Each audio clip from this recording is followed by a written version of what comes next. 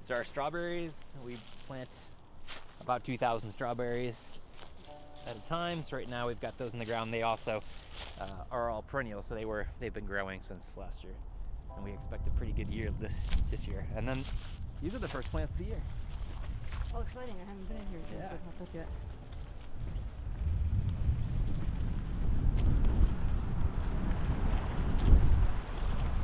So obviously, inside the hoop house, things are just a little bit warmer, and so you can see this is spinach coming up, the very beginnings.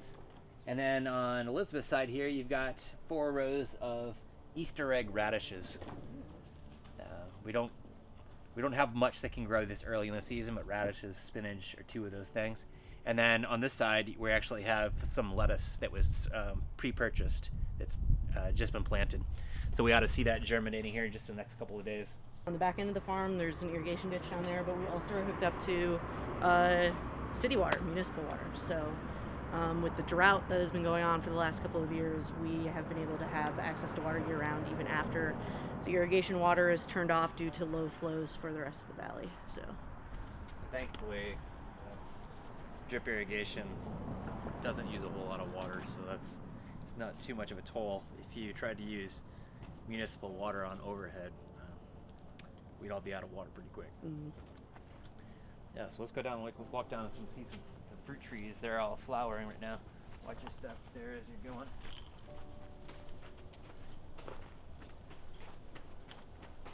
So this was a cherry tree, and the cherries that were growing on it were a really small pie cherry, really hard to pit, really hard to eat. So we just grafted on another type of cherry onto the top. So these cuttings were taken from a different type of cherry tree, produces a big fat cherry. This one's called Rainier. And if it works, it's supposed to work, right? Then these grafts will take and they will fuse with the rootstock. So the scion wood, or the root on the top, will become part of the scion on the top, producing a new Rainier cherry tree. And then down here you'll see the full-size peaches and plums are now most of what we see here are the plums. Got all kinds of stuff. Figs, hazelnuts, apples, a plum. So these guys here,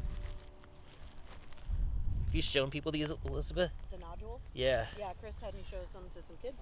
Okay, so these guys are making nitrogen on our farm, and they make that nitrogen through these little nodules that form on the ends of the roots.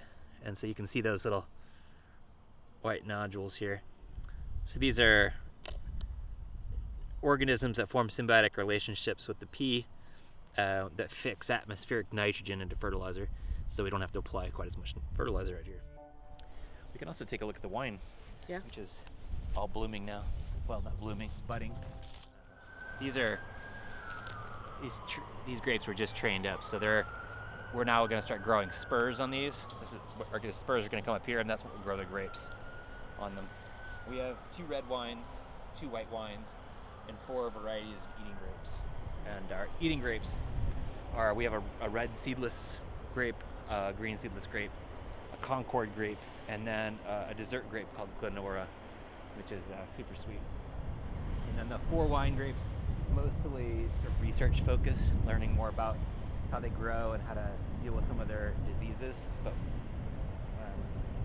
we will have some wine grapes in here. This is the compost is created from all the lawn waste and yard waste from all over campus.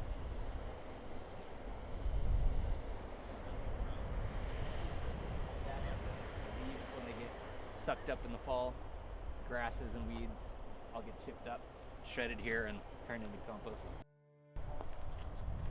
This plot will shortly be a mix of some things we're growing at the farm, and then this stake is kind of the top extent of one of our education spots here on the farm. So we have partnered with Walker Elementary 4th grade, 2 4th grade classes from across the street Their school's under construction right now and won't be completed for at least another year. So their fourth graders usually get to do garden programming from start to finish and get to learn about what it means to build and tend a garden. So, oh, you would.